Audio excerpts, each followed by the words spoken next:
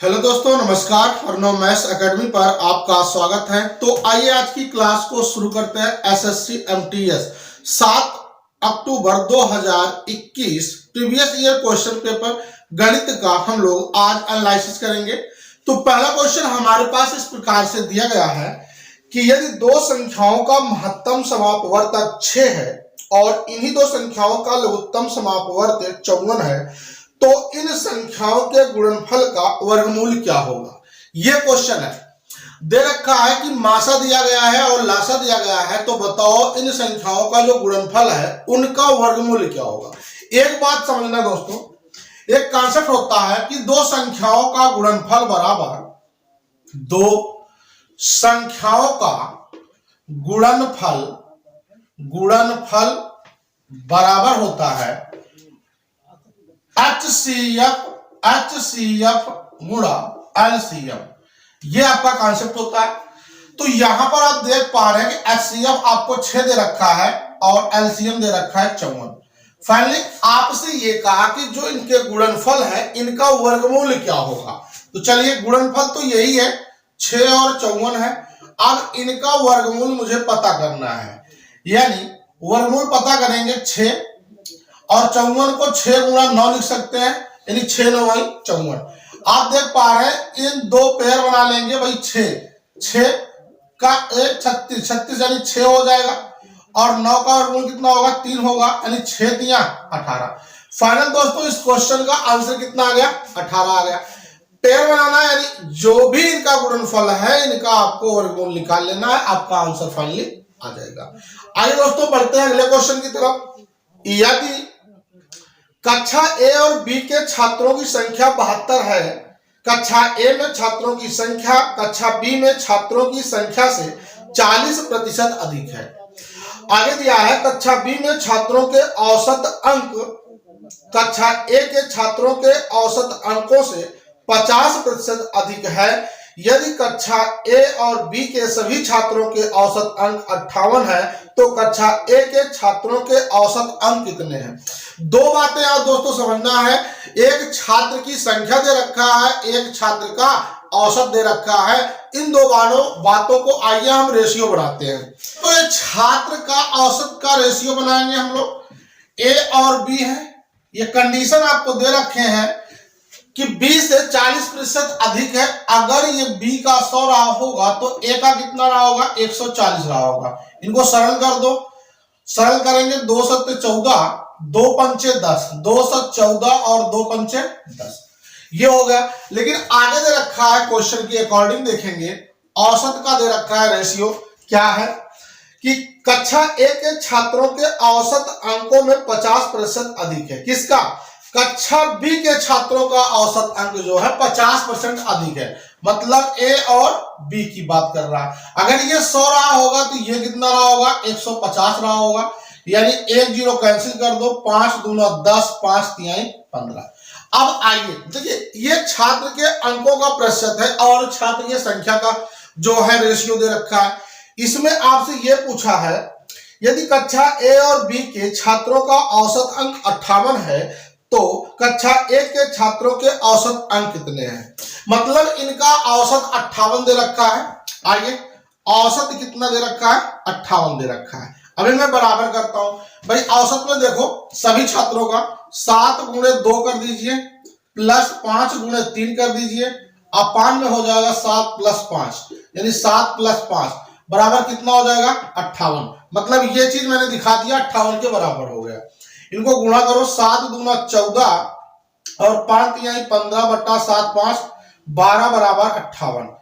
तो 15 और 14 कितना हो जाएगा, 29 हो जाएगा, यानी 29 बट्टा 12 बराबर 58 यूनिट के। तो 29 से कम, 29 दूना 58, तो 1 12 दूना 24, यानी 1 यूनिट का मान दोस्तों कितना आ गया, 24 आ गया। फाइनली आपसे पूछा है ए के छात्रों का औसत अंक कितना है। तो ए में देखो औसत के लिए तो यही तो है, A अनुपात B बराबर 2:3।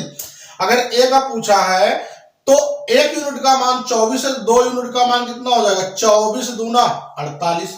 यानी कि दोस्तों इस क्वेश्चन का आंसर कितना हो जाएगा, 48 हो जाएगा। ठीक है, मुझे उम्मीद है कि ऐसा क्वेश्चन आपको समझ में आ गया होगा। मैंने 3 वीडियो इस टाइप के बना रखे हैं, तीनों में इस तरह के क्वेश्चन एसएससी एमटीएस 2021 में पूछे जा चुके हैं। तो फाइनल इस क्वेश्चन का आंसर कितना हो जाएगा, 48 हो जाएगा। आइए दोस्तों बढ़ते हैं अगले क्वेश्चन की तरफ। एक चुनाव क्षेत्र में 60% मतदाता पुरुष हैं और शेष महिलाएं हैं। 40% पुरुष निरक्षर हैं और 25% महिलाएं साक्षर हैं। साक्षर महिलाओं की तुलना में निरक्षर पुरुषों की संख्या कितने प्रतिशत अधिक है? यह क्वेश्चन आपसे कह रहा है। तो आइए समझते हैं। मैं मान लेता हूं कि पूरी जनसंख्या कितनी है, 100% है, ठीक है, 100 है।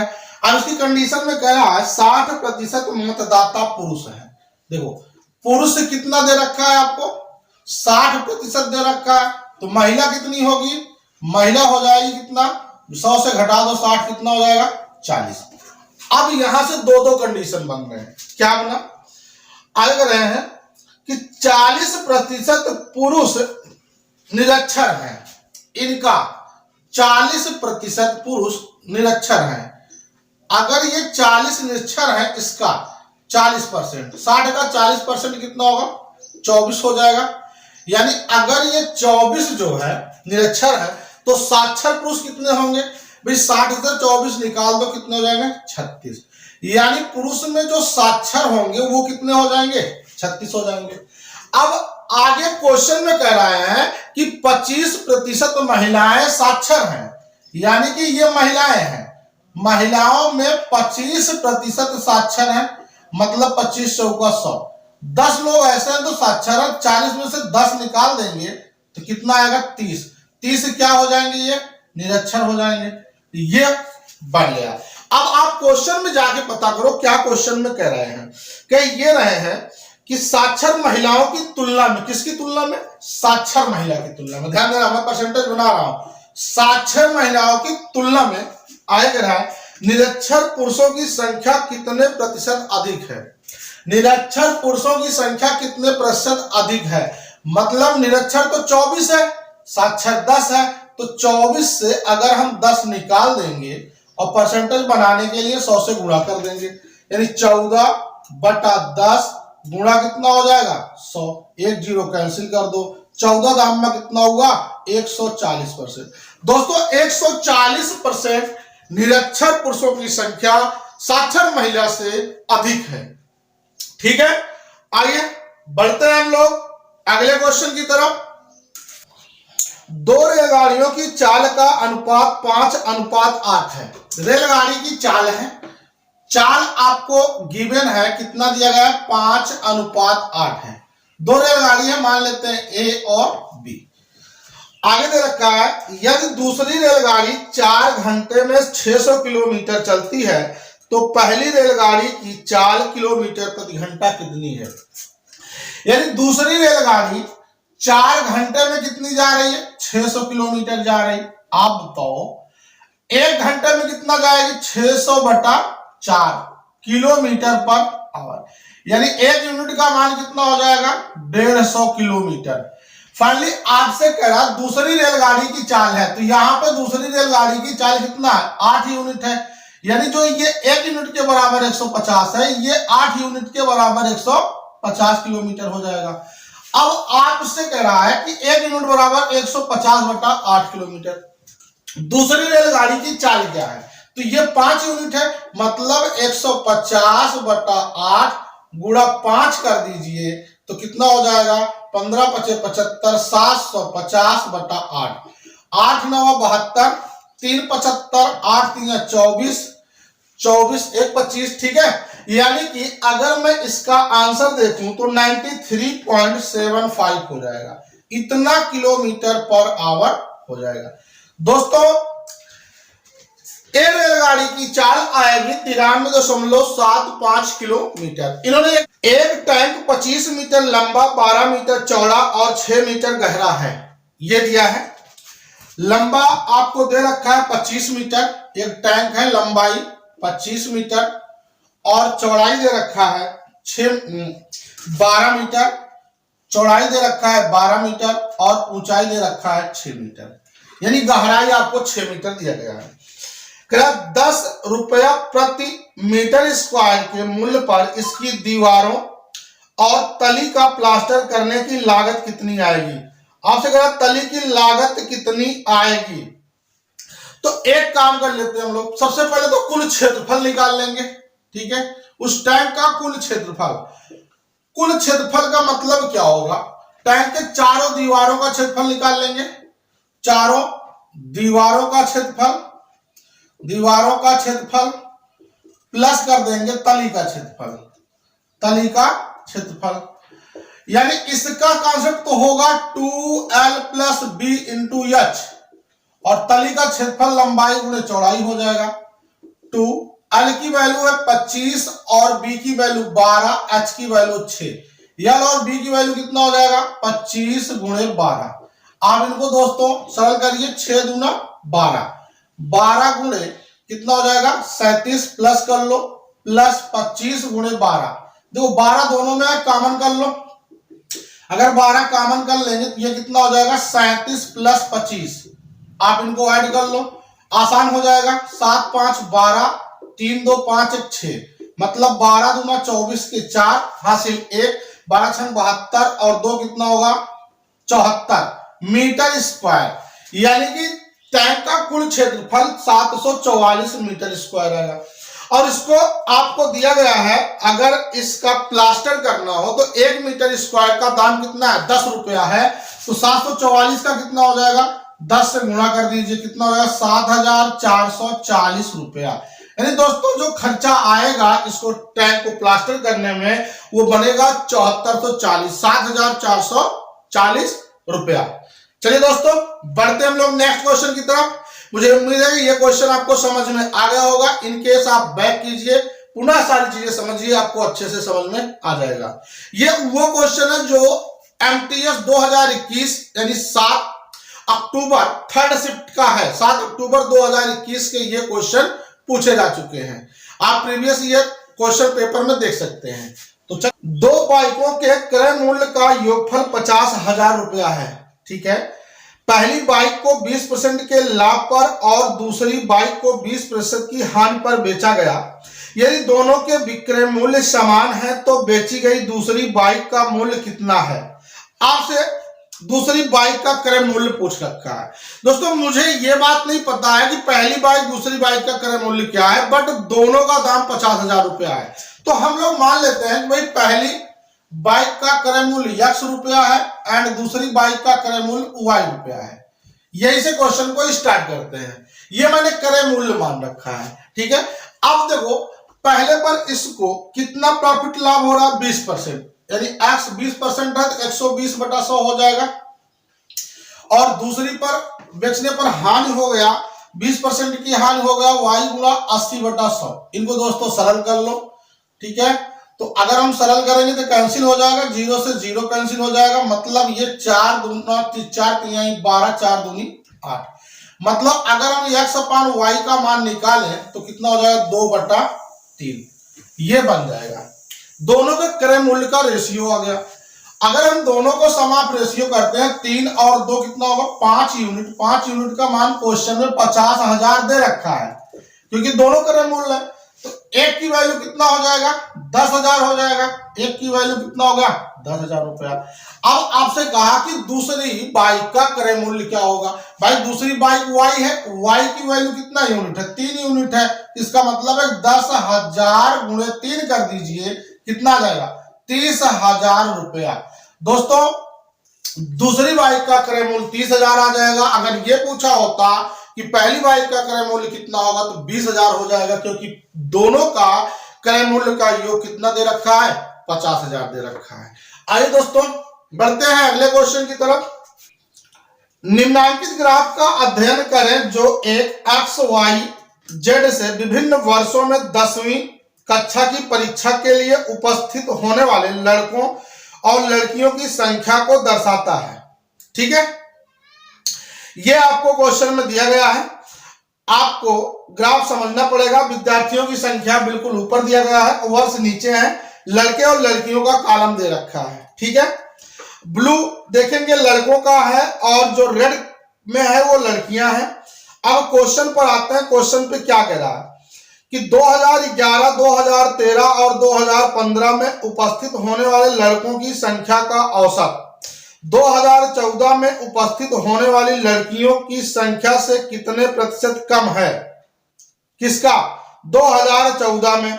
तो आइए इनको समझते हैं भाई। 2011, 2013, 2015, 2011, 2013, 2015 कि लड़कियों का इनका औसत देखेंगे।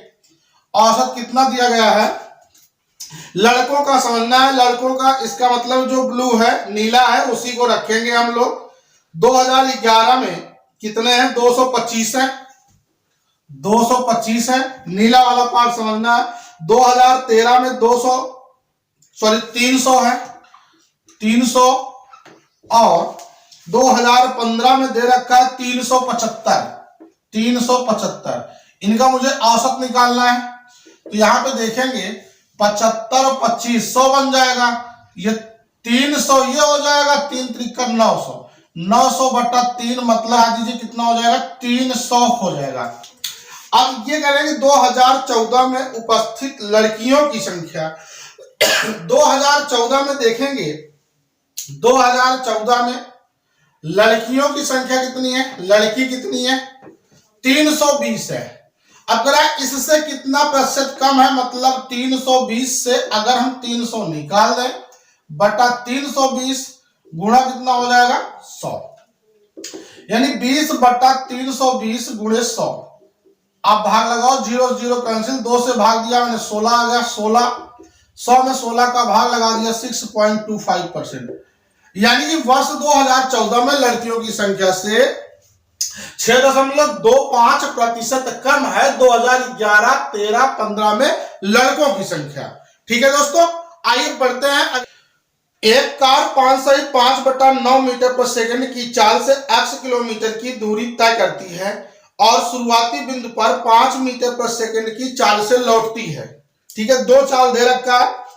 यदि कार द्वारा लिया गया कुल समय 7 से 3/5 घंटे है तो x + 3 का मान कितना होगा? यह क्वेश्चन आपके सामने है भाई। जो डिस्टेंस है यही है, मान लीजिए ये x किलोमीटर है, ये पार्ट x किलोमीटर है। तो इनकी जो चाल दे रखा है, पहली चाल कितना दे रखा है? आपको दे रखा है 5 सही 5/9 मीटर पर सेकेंड। इनको प्रॉपर में बनाओ, 9 × 5 = 45, 5 50/9 यानी 18/5 से अगर हम गुणा कर देंगे तो किलोमीटर प्रति घंटा बन जाएगा। ठीक है, 9 दूना 18 और 5 दाम 50, 10 × 2 कितना हो जाएगा? 20। यानी कि पहले जाने में समय, ये इतनी दूरी जाने में 20 किलोमीटर प्रति घंटा की चाल से जा रहे हैं, दूरी x है। दूसरी कंडीशन में जो शुरुआती बिंदु से ये लोग वापस आ रहे हैं, वापस आने पर चाल दे रखा है 5 मीटर पर सेकेंड, मतलब 5 × 18/5 ओवरऑल कितना हो जाएगा? 18 kilometre per hour, 18 kilometre per hour. ठीक है, ये आपको वापस आने में चाल मिल गया। अब समय दे रखे हैं, कुल समय कितना लग रहा है? 7 सही 3/5 घंटे, यानी टोटल समय की अगर हम बात करें तो 7 सही 3/5 यानी 5 × 7 = 35, 3 38/5 घंटे। तो हम लोग कॉन्सेप्ट पता है कि समय बराबर चालों का गुणनफल। चाल 2 है आपके पास, 20 और 18 का गुणनफल कर देंगे, अपान इन दोनों को ऐड कर देंगे, गुणे समय लगा देंगे। समय कितना है? 38/5 घंटे। इनको आप सॉल्व करो, 18/38 गुणे 38/5 यानी 38 तो 38 कैंसिल हो गया, 5 चौका 20 हो गया, 18 चौक कितना हो गया? 72। यानी दोस्तों इस क्वेश्चन का आंसर हो जाएगा 72 घंटे। समय सॉरी दूरी कितना आपसे करा तो x + 3 का मान कितना होगा? तो x + 3 का मान कितना होगा? ठीक है, ये दूरी था दोस्तों। x + 3 का मान कितना हो जाएगा? यानी x का मान तो 72 है, 72 और 3 कितना हो जाएगा? 75। तो 75 किलोमीटर इस क्वेश्चन का आंसर हो जाएगा। ठीक है दोस्तों, इन्होंने एक बात बताया, ये x किलोमीटर डिस्टेंस है। जब किसी बंदे ने गया तो 20 किलोमीटर पर आवर की स्पीड से गया और वापस आया तो 18 किलोमीटर पर आवर की स्पीड से वापस आ गया। और जो समय लग रहा है वो लग रहा है 7 से 3/5 घंटे, मतलब 38/5 घंटे। अपने पास एक कॉन्सेप्ट है, दूरी बराबर चालों का गुणनफल अपान चालों का योगफल गुणे समय। तो दूरी तो आपका x है, दूरी तो आपने x ही मान रखा है ना, तो x का मान कितना आ गया, 72 आ गया। फाइनली यहां पे आंसर न दे करके बोला x+3 की वैल्यू कितना होगी, तो कितना हो जाएगा 75, यानी 75 किलोमीटर। तो आइए दोस्तों बढ़ते हैं अगले क्वेश्चन की तरफ। जब दो संख्याओं 21, 22, 40, 60 और 64 में से x घटाया जाता है तो इस क्रम में प्राप्त होने वाली संख्याएं समानुपात में होती हैं। तो x+4 और x/2-1 के बीच मध्यानुपाती कितना है। यानी कि सबसे पहले तो यह पता करना है कि कौन सी संख्या ऐसी है जो घटाई जाए कि ये पद समानुपाती हो जाए। अगर ये बात पता चल जाए तो वही x का मान हम लोग पुट कर देंगे। अब इस बात को समझो, 21, 22 और उसके बाद दे रखा है 60, 64। हम ये पता कर लेंगे कि x का मान होगा कितना, ठीक है।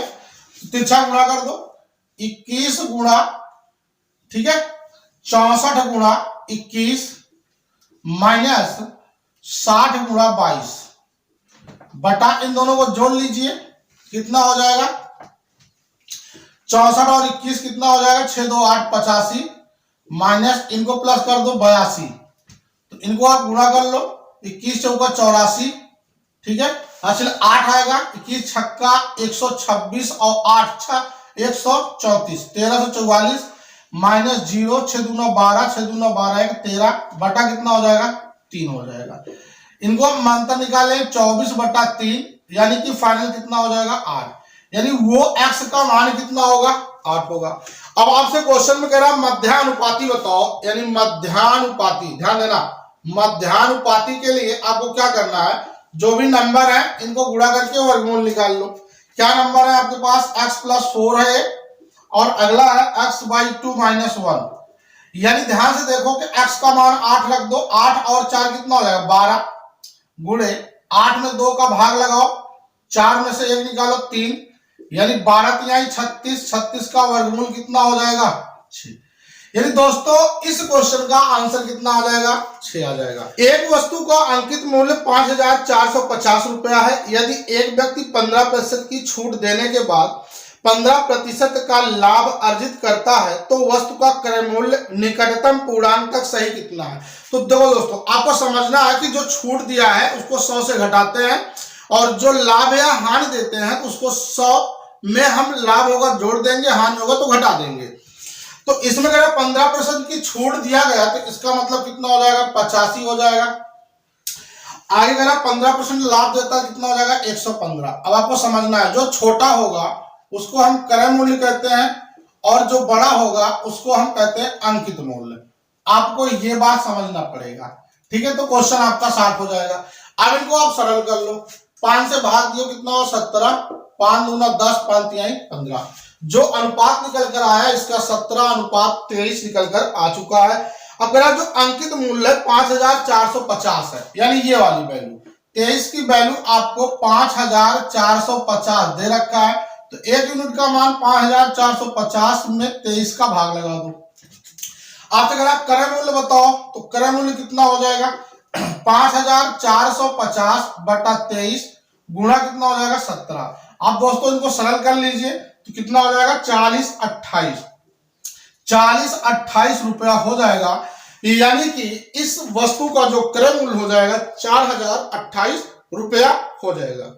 यदि एक वृत्त की त्रिज्या 23% की वृद्धि की जाती है तो उसके क्षेत्रफल में कितने प्रतिशत की वृद्धि होगी।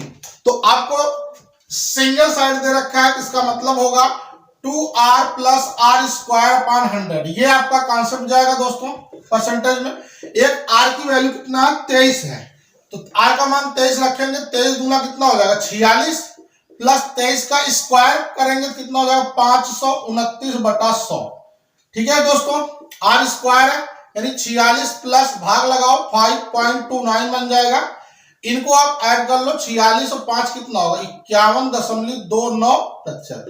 दोस्तों इस क्वेश्चन का भी आंसर कितना हुआ 51.29%। केवल आपको इस बात का ध्यान रखना है, जब भी सिंगल साइड आएगी तो 2r plus r square upon 100, 2x plus x square upon 100 रख करके सिंगल साइड का मान आप रखेंगे तो उसका मान आ जाएगा। आइए दोस्तों, जब एक वस्तु को 338 रुपया में बेचा जाता है तो 3% की हानि होती है। आप समझ रहे हैं, 3% की हानि होती है, इसका मतलब है कि 97% पे जब बेचा गया तो कितने में बेचा गया, ये 388 रुपया में बेचा गया है। तो अगर हम बात करें 1% की तो कितना हो जाएगा 388 बटा कितना हो जाएगा 97। आगे कह रहे हैं कि वस्तु को 18% के लाभ पर बेचा जाता है, इसका विक्रय मूल्य कितना होगा। 18% लाभ पर बेचा गया, इसका मतलब है कि 118% मुझे निकालना है। ठीक है, तो 388 गुणा 118 बटा कितना हो जाएगा 97। तो आप इनको सरल कर लीजिए, 97 से भाग करेंगे कितनी बार जाएगा 4 बार जाएगा, ये 4 बार जाएगा, कैंसिल हो जाएगा, 4 से गुणा कर दो, 4 अठे 32, 4 एकम 4 3 7, 4 एकम 4, यानी दोस्तों 472 रुपया इसका विक्रय मूल्य हो जाएगा। कब, जब यह 18% प्रॉफिट पर बेचा जाएगा। मुझे उम्मीद है कि आपको समझ में आ रहा होगा। तो यदि एक आयत की लंबाई में 40% की वृद्धि होती है तो क्षेत्रफल को समान बनाए रखने के लिए इसकी चौड़ाई में कितने प्रतिशत की कमी करनी पड़ेगी। दशमलव के एक स्थान तक सही। देखो क्वेश्चन दूसरे प्रकार से है, ये कह रहे हैं कि 40% की लंबाई में तो वृद्धि होती है, लेकिन जो क्षेत्रफल है उसको समान बनाए रखना है, ताकि इसकी चौड़ाई में कितने प्रतिशत की कमी करनी पड़ेगी। तो ध्यान से समझो, अगर इसकी चौड़ाई में मुझे कमी करना है तो 40% तो ऑलरेडी है, तो कितना बढ़ेगा, 40 बढ़ रहा है तो 140%। परसेंटेज बनाने के लिए 100 से हम गुणा कर देंगे। इनको आप सरल कर दो, सरल जब भी आप करेंगे 0 0 कैंसिल, और 2 दूना 4, 2 सत्ते 14, मतलब 100 दूना 200, 200 बटा 7, भाग लगा दो, 7 दूना 14 और 6 20, 7 अट्ठे 56, यानी 28 सही 4 बटा 7%। दोस्तों इस क्वेश्चन का आंसर कितना हो गया 28 सही 4 बटा 7, यानी भाग लगा देंगे तो हो जाएगा 28.6%। ठीक है, ये फाइनली आपका दशमलव तक के आंसर एक पॉइंट तक निकालेंगे तो हो जाएगा। ठीक है, आइए इस ग्राफ का अध्ययन करते हैं। दिया है निम्नांकित ग्राफ का अध्ययन करें जो एक स्कूल XYZ में विभिन्न वर्षों में 10वीं कक्षा की परीक्षा के लिए उपस्थित होने वाले लड़कों और लड़कियों की संख्या दर्शाता है। ग्राफ आपके सामने है, जो आपका ब्लू है नीला है वो लड़का है, जो रेड है वो लड़कियां हैं। वर्ष दिया है 2012 और 2015 में 10वीं कक्षा में उपस्थित होने वाली लड़कियों की कुल संख्या। ठीक है, लड़कियां 2012 व 2015 में उपस्थित लड़कियां कितनी है, इनको समझ लेते हैं हम लोग। देखो चार्ट में देखो आप, 2012 में रेड वाला 325 है, 325, और 2015 में कितना है, 2015 में रेड वाला 325 है, यानी इनको आप ऐड करेंगे कितना हो जाएगा 3 3 650 हो जाएगा। आगे दिया गया है कुल संख्या 2012 और 2013 में 10वीं की परीक्षा में उपस्थित होने वाले लड़कों की संख्या से अनुपात कितना है। देखो 2012 व 2013 में लड़कों की संख्या कितनी है, लड़कों की संख्या होगी वो जो ब्लू है, यानी 2012 और 2013, 2012-2013 यानी 250 और 300, 250 प्लस 300 ओवरऑल कितना हो जाएगा 550। इनका अनुपात कह रहा है, मतलब 650 अनुपात 550 निकाल देते हैं, 1 0 कैंसिल, 5 से भाग लगाएंगे, 13 25 65 और 5 11, यानी दोस्तों इस क्वेश्चन का आंसर हो जाएगा 13:11, जो कि ऑप्शन नंबर दूसरा इसका राइट होगा। यदि साधारण ब्याज की वार्षिक दर 8% से बढ़कर 12 सही 1/2% हो जाती है, एक व्यक्ति की वार्षिक आय में 639 रुपए की वृद्धि हो जाती है तो मूलधन ज्ञात करें। तो जो ब्याज की दर है वो सबसे पहले कितना था, 8% से 12.5% हो गया, यानी 12% से 8%। पहले ज्यादा लिखते हैं फिर कम लिखते हैं, ठीक है। इन दोनों का अंतर कितना आ रहा है, 8 4 12, 4.5% की वैल्यू जो क्वेश्चन के अकॉर्डिंग दे रखा है 639 दे रखा है। अब आपसे क्या पूछ रहा है, इसका मूलधन क्या होगा। मूलधन हमेशा 100% होता है, यानी अगर मैं 1% की वैल्यू निकालूं तो 639 बटा 4.5, तो मुझे मूलधन चाहिए तो मूलधन 100% होता है, मतलब 639 बटा 45। देखो ध्यान देना, दशमलव हटा रहे हैं, जीरो बढ़ा दिए, गुणे कितना हो गया, 100 हो गया, ठीक है। अब इनको आप सरल कर लो, तो 9 × 45 और यहाँ पे होगा 963, 9 एकम 9 0, 5 एकम 5, 20 पंचे 100, आप गुणा कर दो, 0 2 0 2 एकम 2, 2 7 14, यानी दोस्तों 14,200 रुपया इसका मूलधन बनेगा। जब भी आपसे कहता है क्रय मूल्य कितना होगा तो 100%, मूलधन कितना होगा 100% होगा, यानी कि ये चीजें बेसिक है, आपको क्लियर रूप से पता होना चाहिए। एक धनराशि को पी क्यू आर और यस के बीच में क्रमशः 3 4 5 6 के अनुपात में वितरित किया जाता है। यह आपको रेशियो दिया गया है।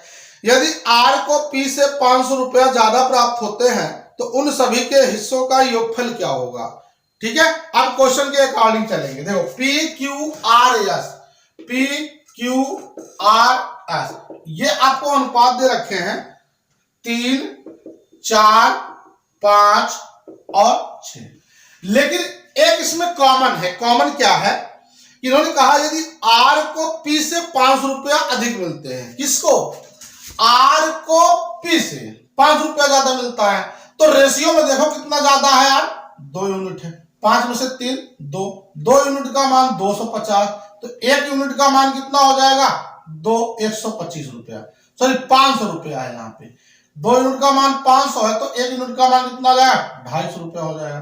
तो कह रहा कुल धन बताओ कितना है, कुल धन। तो आप बताओ अगर 1 यूनिट का मान 250 है तो कुल धन कितना होगा, 4 3 7 5 12 6 18, 18 से आप गुणा कर दो 0, 18 पंचे 90, 18 दूना 36, 9 कितना हो जाएगा 45, यानी कुल धन आपका कितना बन जाएगा, 4500 रुपया आपका हो जाएगा। तो आइए दोस्तों अगले क्वेश्चन की तरफ चलते हैं। तीन धनात्मक संख्याओं में से किन्हीं दो संख्याओं का औसत तीसरी संख्या में जोड़ा जाता है। तीन संख्याएं हैं और कह रहा है कि दो धनात्मक संख्याओं का औसत तीसरी संख्या में जोड़ दिया जाता है तो परिणामी योगफल क्रमशः 154, 148 और 132 प्राप्त होते हैं। तीन आरंभिक संख्याओं का योगफल ज्ञात करें। तो सबसे पहले मैं ये मानता हूं कि तीन संख्याएं धनात्मक संख्याएं अपने पास ए बी व सी है, ठीक है। तो अगर मैं इन दो का औसत निकालता हूं ए प्लस बी और सी को जोड़ देता हूं तो इनका योगफल कितना आ रहा है, 154 आ जा रहा है। इनको और बड़ा करते हैं, मतलब a plus B plus 2c बराबर गुणा कर दो, 2 चौका 8, 2 पंचे 10, 2 एकम 2 1 3, यानी कि पहला इक्वेशन मेरा बन गया कि 308, ठीक है। दूसरी कंडीशन में करें b और c को ऐड करते हैं, b और c को ऐड करते हैं, इनका एवरेज निकालते हैं और तीसरा पद ऐड कर दो तो इनका योगफल 148 के बराबर आ जा रहा है। मतलब b plus c plus 2a बराबर 2 8 16, 2 चौका 8 1 9, 2 एकम 2, आपका समीकरण नंबर 2 बन गया। अगली कंडीशन को आप समझो कि c plus a by 2 plus b बराबर हो जाएगा 132, ये आपका बन जाएगा। मतलब c plus a plus 2b बराबर 264, समीकरण नंबर आपका 3 बन जाएगा। इस तरह से बन गया है और आपसे पूछ रहा है कि तीनों संख्याओं का योगफल क्या होगा।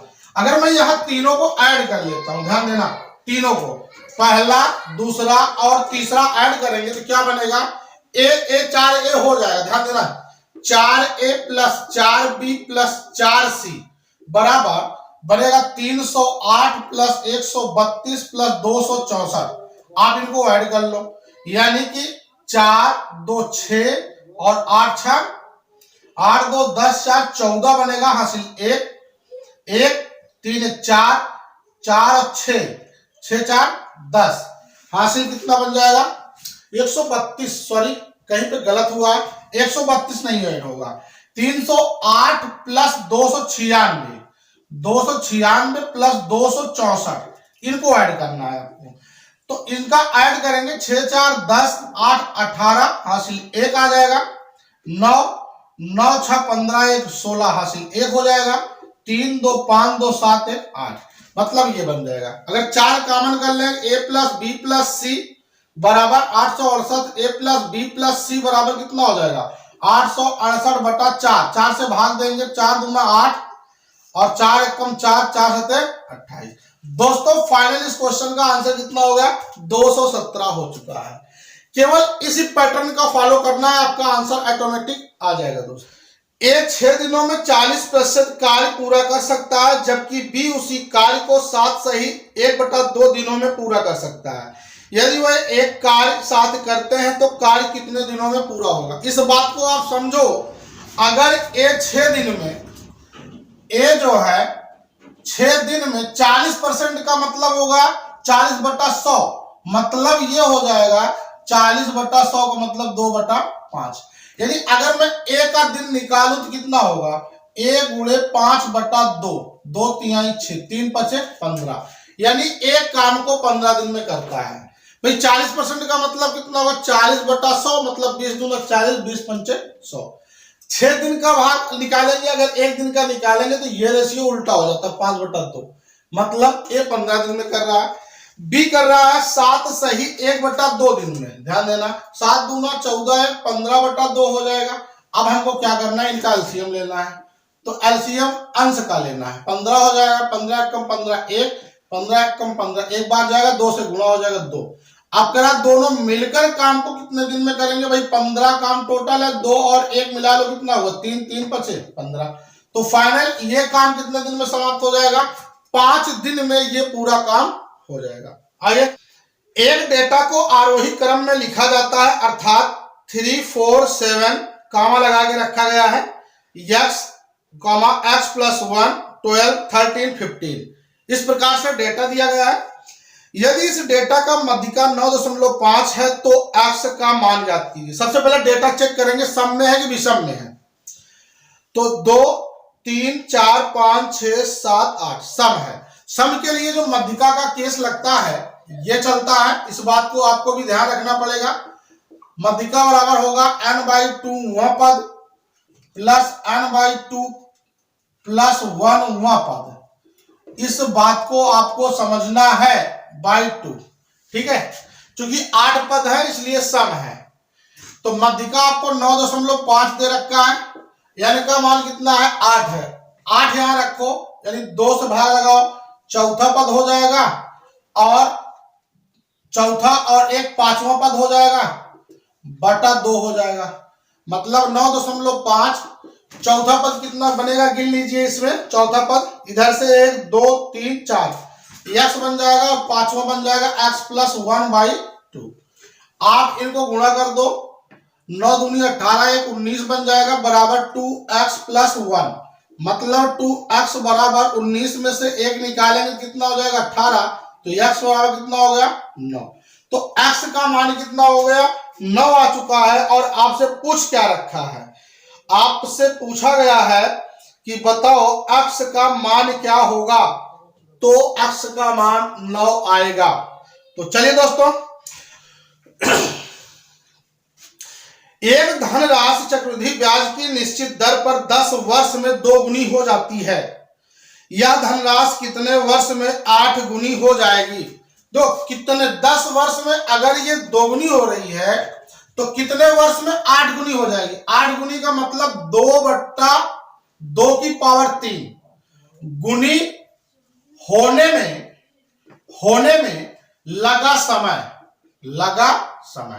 तो ध्यान देना भाई, लगा समय आपसे पूछ रखा है, 10 वर्ष में 2 गुनी हो रही है तो 8 गुनी होगी 2 की पावर 3 में, मतलब 10 गुणे 3 कर देंगे कितना हो जाएगा 30 वर्ष। 30 वर्ष में यह धन 8 गुनी हो जाएगी, 10 वर्ष में दुगुनी होती है। तो चलिए दोस्तों एक और लास्ट क्वेश्चन, प्यारा सा क्वेश्चन देखते हैं। एक कार्य को 15 दिनों में कर सकता है ए, एक कार्य को 15 दिनों में कर सकता है, बी उसी कार्य को 20 दिनों में कर सकता है। एक साथ कार्य करते हुए वह दोनों इस कार्य के 70% भाग को कितने दिनों में पूरा कर देंगे। यानी अगर ए 15 दिन में करता है और बी 20 दिन में पूरा करता है, ठीक है, बी 20 दिन में पूरा करता है, तो काम का 70% भाग कितने दिनों में पूरा हो जाएगा। इनके करने का तरीका देखो, 15 और 20 का एलसीएम कितना होगा, 60 हो जाएगा। तो 15 4 का 60, 20 तिहाई 60, ये इनकी कार्य क्षमता मैंने निकाल लिया। अब कह रहे काम का 70% हिस्सा, भाई इसका 70% काम का हिस्सा 7×42 ही तो काम होगा। यानी इस 42 काम को करने के लिए ए और बी कितना समय लेंगे, तो ए और बी की क्षमता 4 3 7, 7×42 6 दिन, मतलब ये काम को 6 दिन में पूरा कर देंगे। तो चलिए दोस्तों आज की क्लास को यहीं तक रखते हैं। आपको वीडियो अच्छा लगा हो तो लाइक कर दीजिए, चैनल को सब्सक्राइब कर लीजिए, बेल आइकन प्रेस कर लीजिए और वीडियो अपने दोस्तों के पास शेयर जरूर कीजिए। थैंक यू दोस्तों।